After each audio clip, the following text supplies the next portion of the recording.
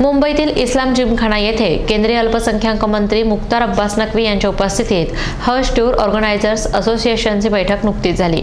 हज टूर चालकांच्या प्रश्नांची प्राधान्याने सोडवणूक करण्याची ग्वाही केंद्रीय मंत्र्यांनी या बैठकीत दिल्याची माहिती असोसिएशनचे उपाध्यक्ष हाजी शौकत तांबोळी यांनी दिली। मुंबईतील इस्लाम जिमखाना येथे ऑल इंडिया हज उमराह टूर्स ऑर्गनायझेशन असोसिएशनची बैठक नुकतीच पार पडली। यावेळी केंद्रीय अल्पसंख्याक मंत्री मुख्तार अब्बास नक्वी, अल्पसंख्याक विभागाचे सहसचिव जे आलम, असोसिएशनचे अध्यक्ष बाबा कोळसावाला, उपाध्यक्ष हाजी शौकत तांबोळी आदी उपस्थित होते।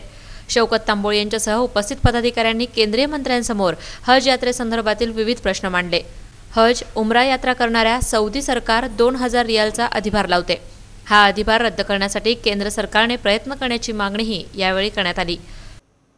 2013 से 2017 के पॉलिसी के फ्रेम के साथ ही आज कारोबार चलता है।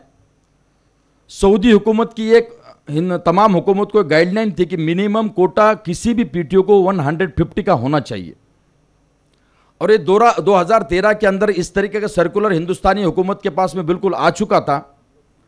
और उस तरीके से हुकूमत ने 2013 के अपने प्रेस इसके अंदर में सुप्रीम कोर्ट के अंदर में मिनिमम 150 की बात की थी, और पीटीओ को फर्स्ट कैटेगरी का हो या सेकंड का 150 की कोटे की बात की गई थी। लेकिन चलो हमारी बदकिस्मती उस वक्त टूर वालों की जो भी कुछ अल्लाह का फैसला था हमको मंजूर है। 20% हरम शरीफ के काम के वक्त तो कोटा कट किया गया। जो हम 45,000 पे थे तो उस साल में डायरेक्ट हम 21,000 पे आए। जो पीटीओ 600 लेके जाता था उसको 56 का सर्टिफिकेट हाथ में मिल गया। यानी कहने का मकसद है कि उस वक्त जो कुछ हुआ तो हमारे साथ ही हुआ। फिर आइंदा उसके बाद में अगले साल में 20% कुछ हज कमेटी का भी कट कर दिया, रेशियो प्रोपोर्शन के हिसाब से कुछ हमारा भी कट कर दिया। और वो जो कोटा है फिर उसके बाद में आज तक 20% कट हुआ है। आज सुना है कि कोटा 20% का रिस्टोर होने वाला है। तो हमारी गुजारिश है कि हम तो उस स्टेप पे आ जाएंगे, लेकिन अल्हम्दुलिल्लाह मक्का मुकर्रमा के हरम शरीफ का काम तमाम खत्म हो चुका है, या जो तकरीबन गालिबन ख़त्म होने में और इजाफा कुछ कोटे का होने वाला है। तो हम एक मुतबना गुजारिश करते हैं आप हजरात से, ख़ास करके मिनिस्टर साहब से, जेएस साहब से, कि जो कुछ आने वाला है उसमें हमको थोड़ा बढ़ चढ़ कर हिस्सा दीजिए, ताकि हमारे पीटीओ के अंदर के जो कुछ ख्वाहिशमंद है और जो कुछ लोग हैं, तकरीबन गुज़िश्ता साल आपके पास में 650 क्वालिफाइड की लिस्ट मौजूद थी, कुछ और भी अनक्वालिफाइड हैं, और नए पीटीओ की फाइलें और भी कई इंतज़ार में हैं। अब बात साहब चलते हाईटेक का ज़माना है, पोर्टल की बात हमारे सुनने में आती है साहब। जैसे हम हुज्जाज कराम की खिदमत इसके लिए करते साहब, ये ज़रा थोड़ा अहम मुद्दा है। हम इसके लिए हुज्जाज कराम की खिदमत करते हैं कि इससे हमारा उसका भाई आ जाए हमारे साथ हज में, उसका ख़ानदान वाला आ जाए, उसका गली वाला आ जाए, उसका कोई ना कोई नज़दीक के लोग जाए। हम एडवर्टाइज के लिए करते हैं उनकी अच्छी खिदमत, और वही लोग हमारे पे एतमाद करके आइंदा साल के लिए बुक करते हैं। अब होता है कि कई सालों से तो हमको रजिस्ट्रेशन सर्टिफिकेट रमज़ान के बाद में मिलते हैं। हज कमेटी का पहला जत्था मक्का मुकरमा पहुँचता है तब हम मकान ढूंढते, गली गली फिरते ना, तब हम मक्का मुकरमा में मकान गली गली ढूंढते फिरते रहते। सब हज कमेटी का जत्था हम पहले देखते हैं वहाँ पहुँच चुका है सर। और ऐसी सूरत के अंदर में अगर हमारे को रजिस्ट्रेशन मिलेगा, फिर हम मकान ढूंढेंगे, उसको वेबसाइट पे डालेंगे। साहब कब पासपोर्ट वीज़ा को सबमिशन करेंगे और हम कब हज्जाज कराम को हमारे पास में हज को लेके जाएंगे? न इकोनॉमी, आज तो सब ऑनलाइन ट्रेडिंग हो चुकी है, ऑनलाइन हमारा पैसा ट्रांसफर होता है, उसमें भी ऐसे पहले में वक्त लगता है, वो भी होटल वाले के नाम पे भेजना पड़ता है। तो हमारे सामने उस ऑनलाइन सिस्टम के आज की तारीख में तो बहुत बड़ी दिक्कत है, हम उसके खिलाफ नहीं है। लेकिन अगर पोर्टल बनता है तो ये हमारे आज भी हमारे मुसलमान भाइयों का एजुकेशन परसेंटेज हिंदुस्तान में कितना है सर?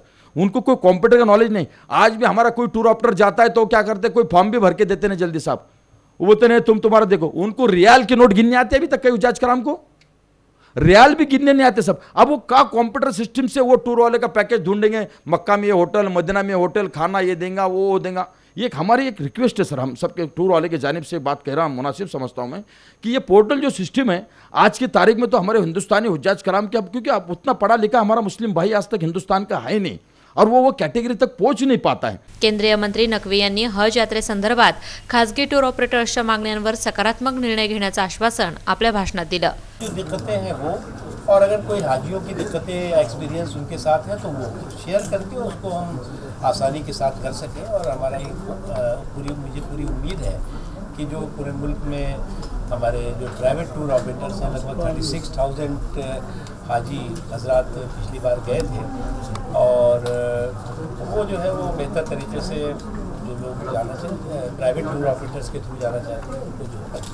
सर आपने सर्विस टैक्स के ऊपर भी बात की, आप फाइनेंस मिनिस्ट्री से बात करने वाले हैं? हाँ, हम बात करेंगे। अभी जो है वो इस बार जो हमारा सेशन है उसमें जो है वो GST आने वाला है, उसके सिलसिले में हम लोग अभी डिस्कस करने वाले हैं, उसमें हम उस सिलसिले में बात करेंगे। सर एक अलग सवाल है, जो कल का डिसीजन आया है बैन ऑन करेंसी, 500 और 1000 के नोट है, उसके ऊपर आप क्या कहना चाहेंगे, किस हद तक काला पैसा को निकाल पाएगा? देखिए, हमारा मानना है कि एक बहुत बड़ा एक इकोनॉमिक रिवोल्यूशन है, और हमारा मानना है कि किसी भी मुल्क में अगर ब्लैक मनी